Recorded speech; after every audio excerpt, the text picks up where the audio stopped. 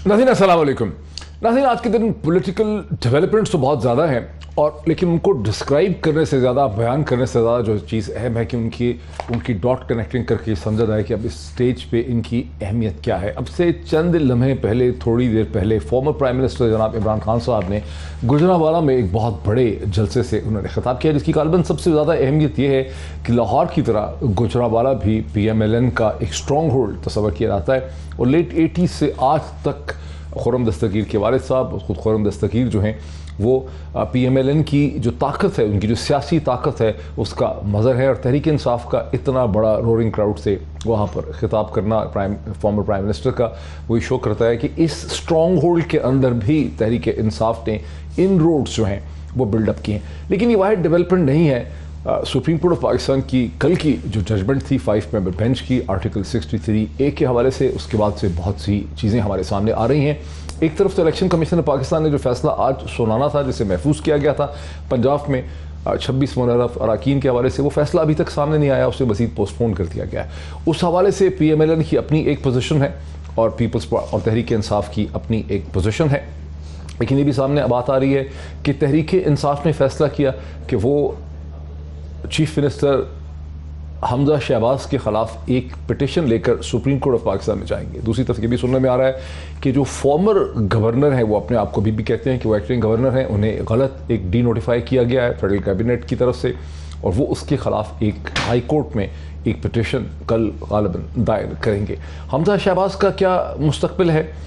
PMLN Shahbaz शरीफ और की जो हुकूमत है उसका अल्टरनेट प्लान क्या है? इस वक्त जब हम बात कर रहे हैं तो बिलावल जरदारी भुट्टो साहब पाकिस्तान के फॉरेन मिनिस्टर की हैसियत से वाशिंगटन पहुँचे। सफारतकारी की तारीख में, कम अज़ कम पाकिस्तान की तारीख में, वो सबसे कैजुअली ड्रेस्ड फॉरेन मिनिस्टर थे। इतना कैजुअली ड्रेस्ड फॉरेन मिनिस्टर जो है इससे पहले मौजूदा असर हाजिर में देखा नहीं गया शायद, क्योंकि अगर आप देखें उनके आगे पीछे ये जो फुटेज आप देख रहे हैं तो आपको नज़र आएगा कि हर बंदा जो है उसने सूट पहना है, वो बहुत फॉर्मली ड्रेस्ड है, ये एक फॉर्मल ओकेजन है। लेकिन वहाँ पर पाकिस्तान के फॉरेन मिनिस्टर जनाब बिलावल जरदारी भुट्टो जो हैं वो एक कॉलेज किड की हैसियत से वहाँ पर मौजूद हैं, गाड़ी से निकले हैं। उनके साथ ही पाकिस्तान के एम्बेसडर टू यूनाइटेड नेशन हैं, आप उनको देख लीजिए, जो अमरीकी हैं रिसीव करने वाले उनको देख लीजिए, बाकी राइट लेफ्ट देख लें। जो इवन वहाँ गार्ड्स खड़े वो भी ज़्यादा फॉर्मली ड्रेस्ड हैं। लेकिन पाकिस्तान के फॉरेन मिनिस्टर जो हैं वो बिल्कुल गैर संजीदा तौर पर वहाँ पे मौजूद हैं। लेकिन इनकी अहमियत क्या है, उन्हें क्यों रिसीव किया जा रहा है वाशिंगटन में एक ऐसे मौके पे?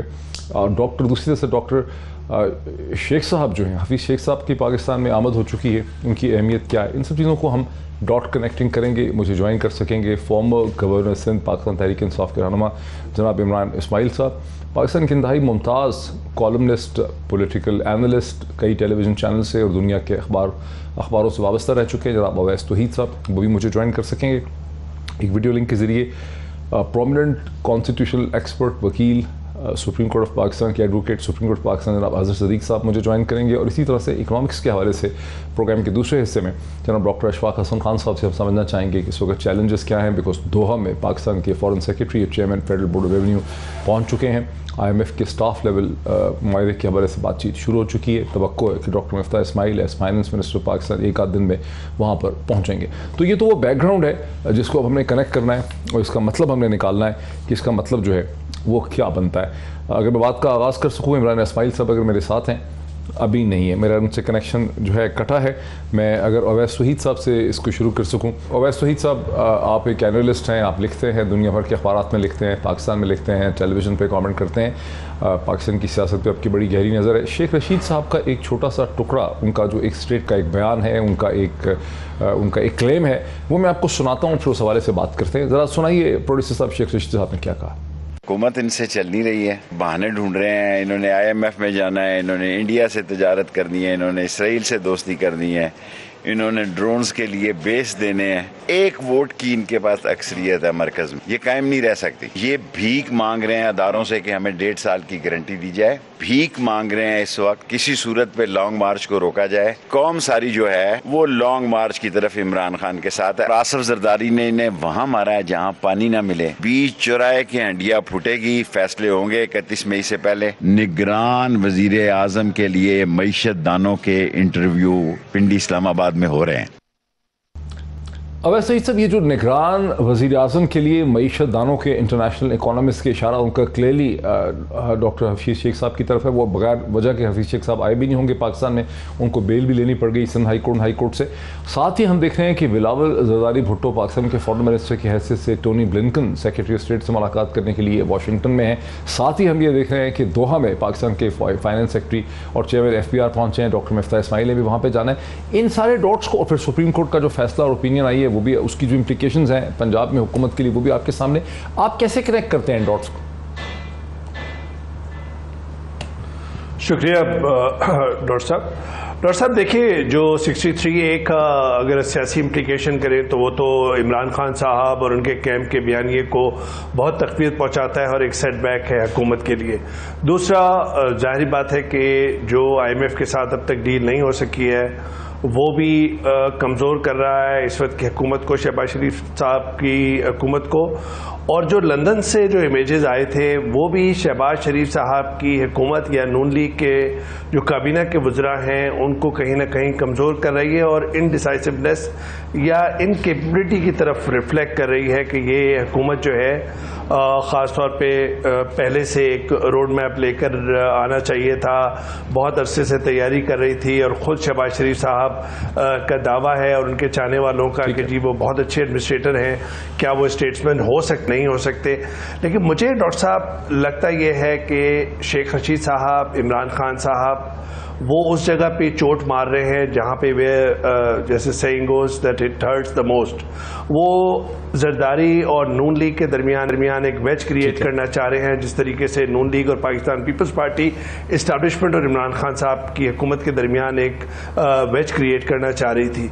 दूसरी तरफ शहबाज शरीफ साहब की इनडिसाइसिवनेस की वजह से और उन फैसलों न लेने की वजह से या कोई रोड मैप ना देने की वजह से, गो के 6 हफ्ते ही हुए हैं उनको हुकूमत में आए हुए, लेकिन मुझे ऐसा लगता है कि ये सारी बातें मैं आपसे 1 मिनट सिर्फ लूंगा डॉक्टर साहब। इस्टेब्लिशमेंट और शहबाज शरीफ साहब की मखलूत हुकूमत दोनों को off guard, they been caught off guard by Imran Khan sahab aggressive postering और उनके चाहने वालों का एक बड़ी तादाद में जलसों के अंदर आना।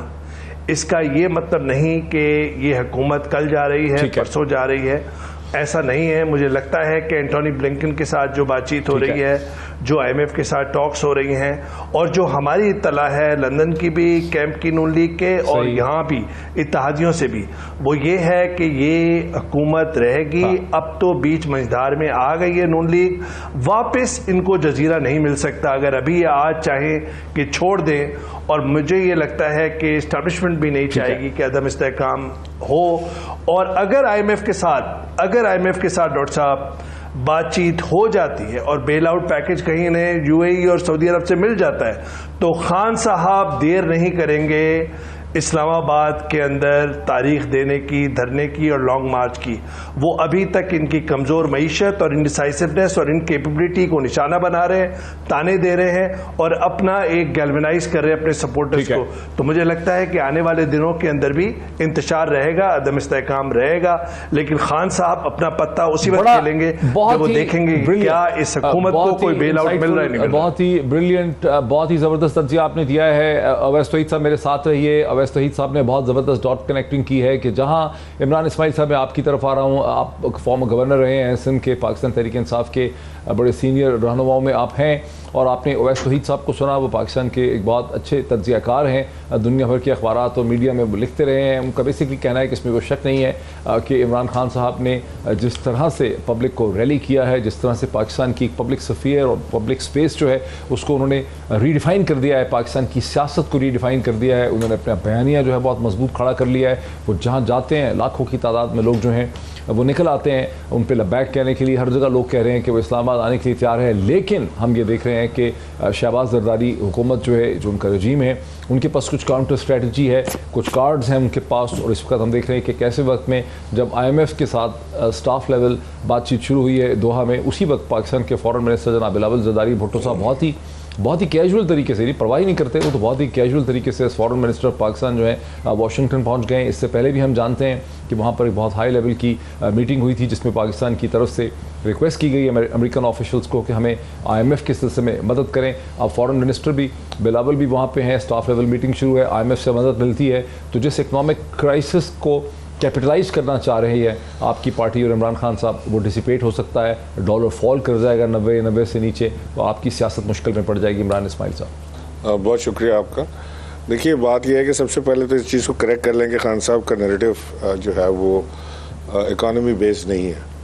खान साहब ने नैरेटिव बिल्ड किया है वो एक इंटरनेशनल बैनुल-अक़वामी साजिश के ऊपर बिल्ड किया है, और यही नैरेटिव हक और सच की बात भी है। अमेरिका से जो मरासला आया था उसमें पाकिस्तान में इमरान खान की गवर्नमेंट टॉपल करने के, रिजीम चेंज करने की बात की गई थी। उसका तरीक़ेकार वाज़ेह था कि अगर वोट ऑफ नो कॉन्फिडेंस आएगा, उसमें अगर इमरान खान सर्वाइव कर गए तो पाकिस्तान को उसके कॉन्सिक्वेंसेस फेस करने पड़ेंगे, और अगर इमरान खान इसमें टॉपल हो जाते हैं तो हम आपको माफ़ कर देंगे। तो ये तो माफ़ी की तलबगार अभी पहुँचे हैं अमेरिका, वाशिंगटन DC और इधर उधर।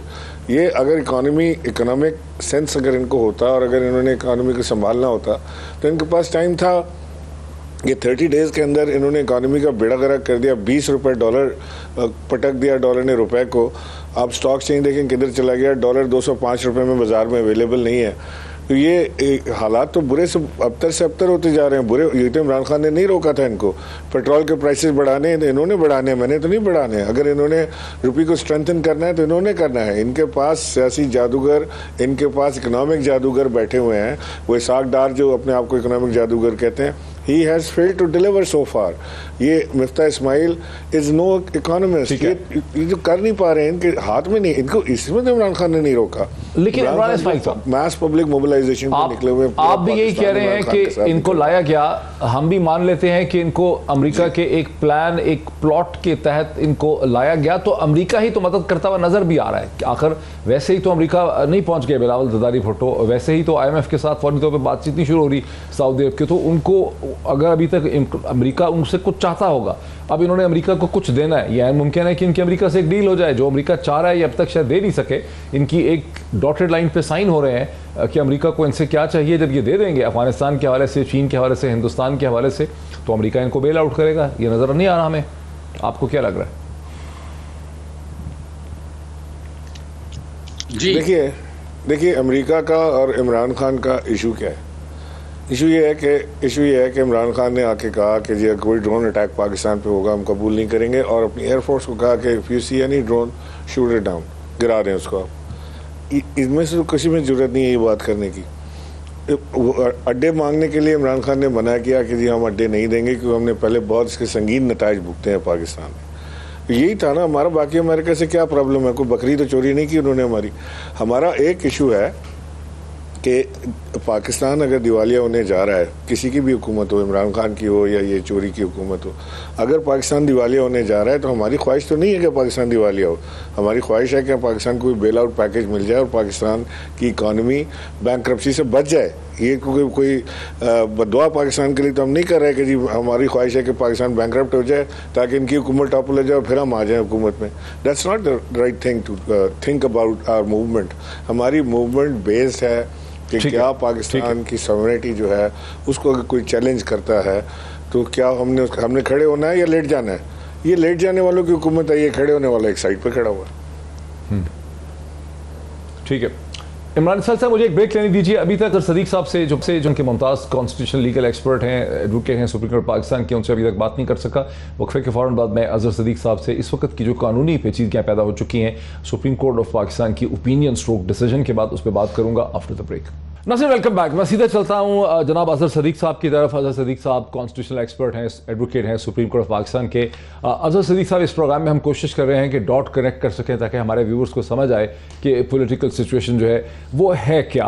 पहला मेरा आपसे क्वेश्चन ये है कि सुप्रीम कोर्ट ऑफ पाकिस्तान ने जो अपनी ओपिनियन दी, जो डिसीजन दिया, वो दिया ही उन्होंने 10 हफ्ते के बाद। और जो चीज़ उन्होंने दी वो सेंस तो बहुत से वकला को, जैसे आपसे बात हुई, बैरिस्टर अहमद पंसोता से बात हुई, बहुत से जो कानूनदान हैं उन सबकी सेंस यही थी कि कि आर्टिकल 63A की जो प्रेजेंस है कॉन्स्टिट्यूशन में, उसका मकसद ये है कि आप हॉर्स ट्रेडिंग को, फ्लो क्रॉसिंग को और डिफेक्शन को रोकें कम से कम 4 चीज़ों में, वोट ऑफ कॉन्फिडेंस में, नो कॉन्फिडेंस में, कॉन्स्टिट्यूशनल अमेंडमेंट के अंदर, बजट के अंदर। लेकिन सुप्रीम कोर्ट ने जो इतना डिलेड अभी फैसला किया है, जबकि ख़ास पब्लिक एटमॉस्फेयर डेवलप होगी, इसकी इस स्टेज पे क्या अहमियत है? जब तहरीक इंसाफ कहती है हम हमजा के खिलाफ पिटीशन लेकर जाएंगे, उमर सरफराज चीमा कहते हैं मैं डी नोटिफिकेशन के खिलाफ लेके जाऊंगा, दूसरी तरफ से हम इंटरनेशनल डेवलपमेंट्स देख रहे हैं, बिलावल जरदारी भुट्टो पहुंचे हुए हैं वाशिंगटन में, वो एक खाता पूरी हो रही है, वहाँ से गालिबन दोहा को सिग्नल जाएगा। तो आपको क्या इसकी ये जो लीगल सिचुएशन है, इसकी आपको इंपॉर्टेंस है सर? बहुत शुक्रिया डॉक्टर साहब। जहां तक तो इंटरनेशनल सिनेरियो है वो तो है कि ऑक्सीजन लगाई जा रही है कि शायद बचत हो जाए। I don't think so. Economy का बुरा हाल वो सारा मैं उनमें नहीं उलझना चाहता, वो मजीद खराब हो रहे हैं। उसकी जो कि मेरी एक पिटीशन चल रही है हाई कोर्ट में डेट लिमिटेशन एक्ट के ऊपर, तो वो कॉरस्पॉन्डिंग कई इश्यूज है, वो सम अदर टाइम बात करेंगे। लेकिन मैं बताता चलूँ आपको, ये जजमेंट की आज भी बड़ी इंपॉर्टेंस है। पहली तो बात है कि हर कुछ जिसको समझ में आ रहा है ना, opinion, it is not only opinion but a judgement under article 184(3), जो कि कॉन्स्टिट्यूशन पिटीशन 2 चल रही थी, जो सुप्रीम कोर्ट बार एसोसिएशन ने कहा था कि जो डिफेक्शन वाली हैं इनको वोट डालने दिया जाए। तो ये जो कह रहे हैं कि ये काम खत्म हो गया, इसका रिट्रोस्पेक्टिविटी नहीं है, भाई ये वोट डालने की मशरूत इजाजत मैंने आपके सामने ऑर्डर पढ़ना है। ये ऑर्डर है 7 अप्रैल का। ये बड़ा इंटरेस्टिंग ऑर्डर है। ये बहुत से लोगों के दिमाग भी खोल देगा, चारों तरफ रोशन भी कर देगा कि ये जो कह रहे हैं कि इस वोट का इतलाक माजी से कैसे होना है। सुप्रीम कोर्ट ने वोट डालने की इजाजत दी इस ऑर्डर के 12वें पैरे में। It is clarified that nothing in this short order shall affect the operation of Article 63 of the Constitution and consequence thereof in relation to any member of the Assembly if he votes on the resolution, or if such be the case, the election of the Prime Minister or throughout in such manner in tantamount to the defection from the political party which he belongs within the meaning of that article. मेरा कहने का मकसद ये है कि समझे बैठे हैं ना कि इसका इतलाक नहीं होना, इसका इतलाक लेकिन अजहर सदीक साहब, सुप्रीम कोर्ट ऑफ पाकिस्तान ने तो ये कह दिया कि वोट कंसिडर ही नहीं होगा, उसको डिसरिगार्ड किया जाएगा। लेकिन PMLN की अता तारड़ साहब की उसकी तशरीह ये है कि चूंकि तहरीक इंसाफ ने पार्लियामानी कमेटी की मीटिंग बुलाई नहीं थी, इसलिए डिस्क्वालिफिकेशन नहीं होते। इलेक्शन कमीशन ने जो फैसला सुनाना था उसको उन्होंने नहीं सुनाया, उनका जो बायस है वो बड़ा क्लियर है। तो वरना तो फिर हमजा इलेक्ट ही नहीं हुए। अगर सुप्रीम कोर्ट की तशरीह हम एक्सेप्ट कर लें स्टेज पे रिट्रोस्पेक्टिव इफेक्ट में, तो फिर हमजा तो कभी चीफ मिनिस्टर इलेक्ट ही नहीं ना। बिल्कुल कोई शक नहीं है डॉक्टर साहब। देखें सुप्रीम कोर्ट में जस्टिस जाजुल हसन के रिमार्क्स हैं, जाने तो जाने, गुल ना जाने बात को सारा जाने। यानी बड़ा अजीब और दिक्कत और तकलीफ होती है।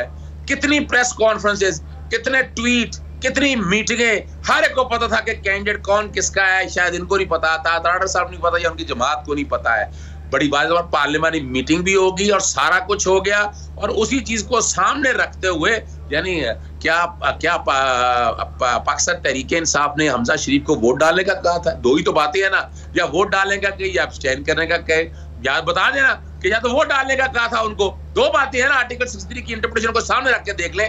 आज भी हमजा शरीफ वजीर आला नहीं है, तो चीफ सेक्रेटरी का जो नोटिफिकेशन उनको चार्ज अज्यूम किया था और डी नोटिफाई किया था उस्मान बुज़दार साहब को, मेरे सामने वो नोटिफिकेशन पड़ा हुआ है।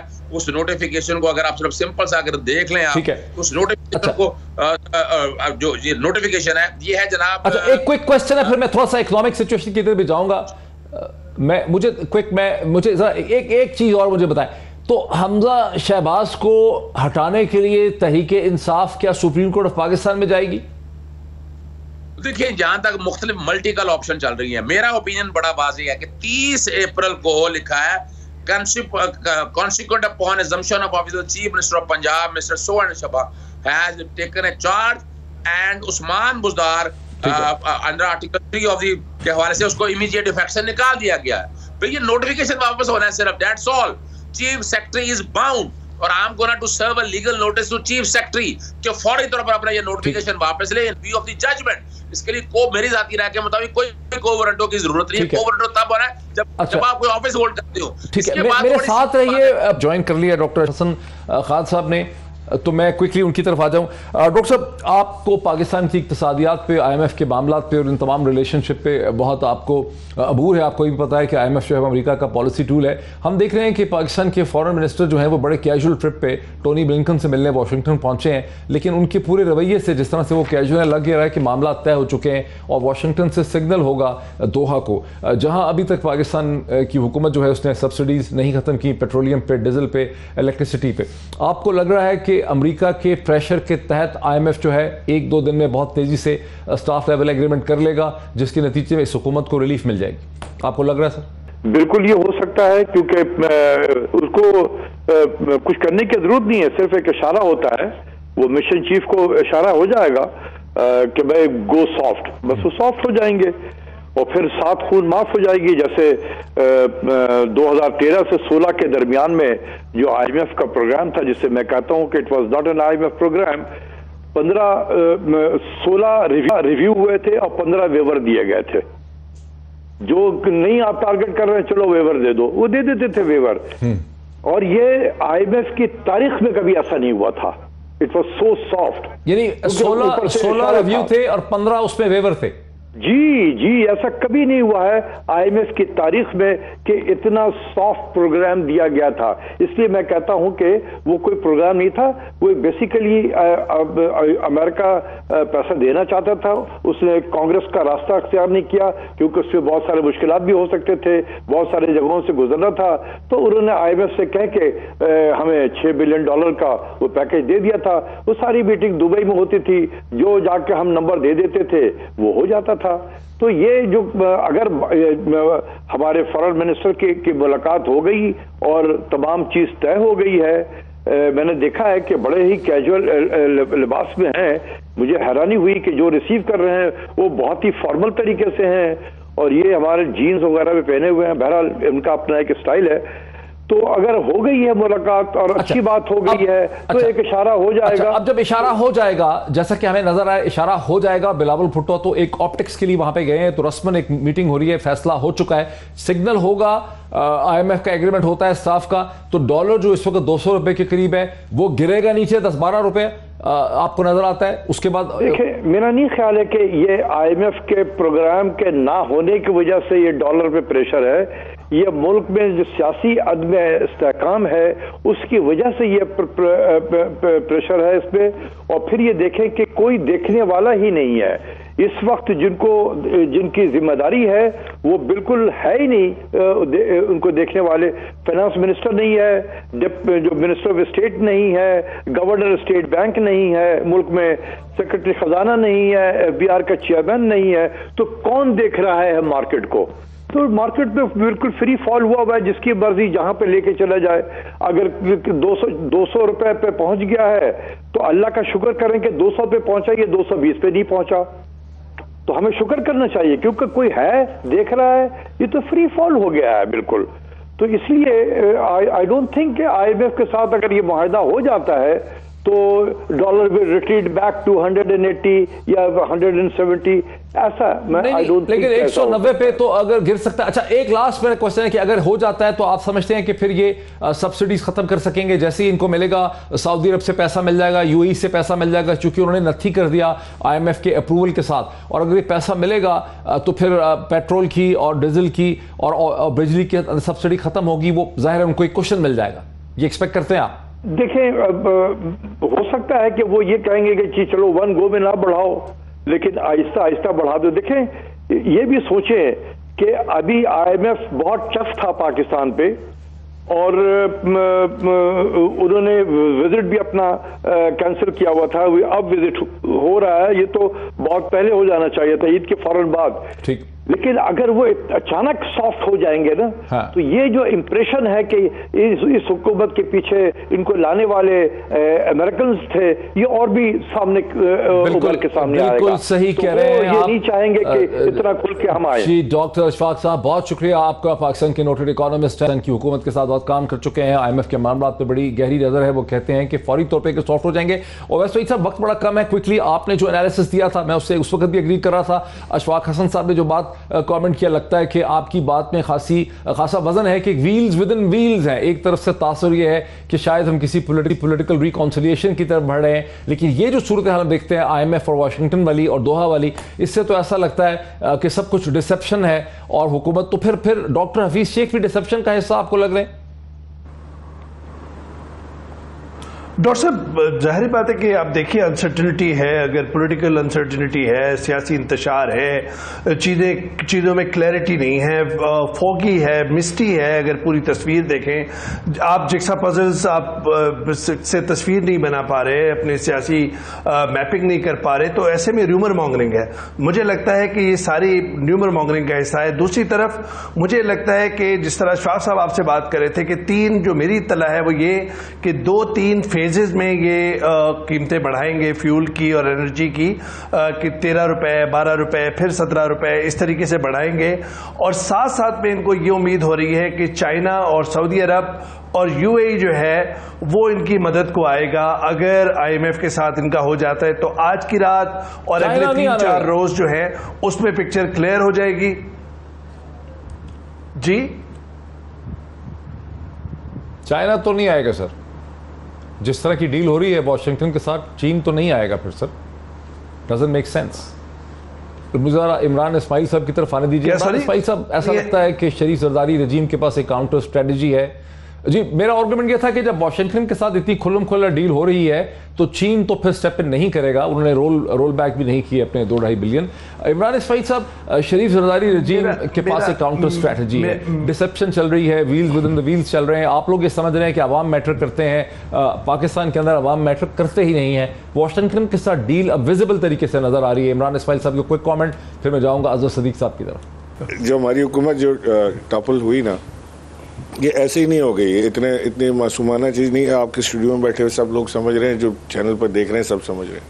अचानक 24 लोगों का ज़मीर जाग गया, अचानक इत्तेहादी छोड़ के चले गए, अचानक जो है वो सारी चीज़ जो है वो आपको क्या न्यूट्रल बोलूँ या क्या बोलूँगा, न्यूट्रल नज़र आने लगी हर चीज़ के। जी, बस को सब ऑटोमेटिकली सब होने लग गया।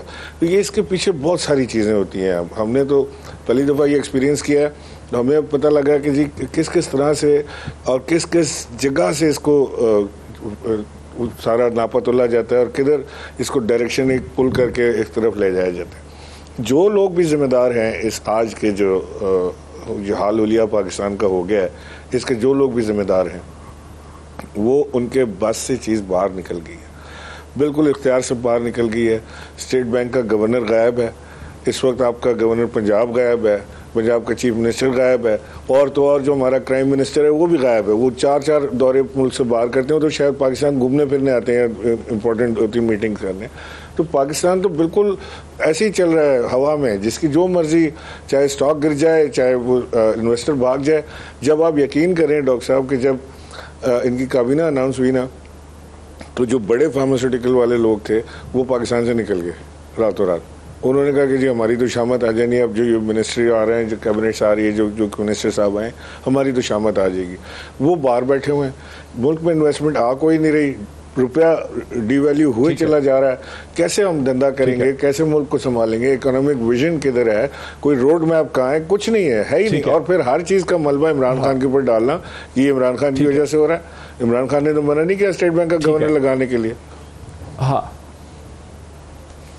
हाँ, बस ठीक है। इमरान साहब बहुत शुक्रिया। मैं आखिरी कमेंट क्विक, अजहर सदीक साहब आपके सामने सिनारियो आ गया, अगर आप मुझे सुन रहे हैं, क्या पाकिस्तान के अंदर कोई ऐसी लीगल डेवलपमेंट हो सकती है, हमजा हुकूमत फॉल कर जाए, जिससे ये जो इंटरनेशनल प्लॉट के खदोखाल तो खासे वाजे हो गए इकोनॉमिक्स के हवाले से, क्या यहां कोई ऐसा लीगल धमाका हो सकता है जिससे अमेरिकन प्लॉट रुक सके? जी बिल्कुल, इसमें तो कोई शक नहीं है। तकरीबन उतरने को है, ये प्लॉट खत्म होने को है। आने वाले दिनों में हमजा शरीफ के हाथ से आप ये गवर्नमेंट जाते देखेंगे। जैसे ही पंजाब के अंदर गवर्नमेंट आती है पाकिस्तान तहरीक इंसाफ या PMLQ की, उसके बाद आप यहाँ देखिएगा, यहाँ से इंक्वायरी और इन्वेस्टिगेशन जैसे सामने आएंगी और जितने सबूत हैं, उन्होंने तो इंक्वायरी इन्वेस्टिगेशन की ना, पंजाब हुकूमत के पास इख्तियार होगा कुछ चीजों को देख के सारा कौम के सामने लाने का। चेन ऑफ इवेंट साबित होकर आपको अंदाजा हो गया है कि ये प्लॉट बड़ा वाज़े है, एहसास हो गया इस चीज का, और उन्होंने बड़ी वजाहत के साथ उन्होंने देखे करप्शन और ये लूट मार का। बहुत शुक्रिया अजहर सदीक साहब का भी, इमरान इस्माइल साहब का भी, इशफाक हसन साहब का भी, अवैस तौहीद साहब का भी, आपने देखा कि इमरान इस्माइल साहब और अजहर सदीक साहब बहुत पुरएतमाद हैं कि अवाम की ताकत और पाकिस्तान के अंदर की जो एक आवाज़ है वो कामयाब होगी। मुझे और अवैस तौहीद साहब को, डॉक्टर अशफाक को कोई बहुत ज़्यादा इसमें कुछ थोड़ा सा शक नज़र आ रहा है, क्योंकि हमें अब अमेरिकन प्लॉट के खद्दो खाल बड़े वाज़े तौर पर नज़र आ रहे हैं। अभी भी अगर किसी को ना समझ आए तो उसको सिर्फ अपना दिमाग का मुआयना करवाने की ज़रूरत है। बहुत शुक्रिया।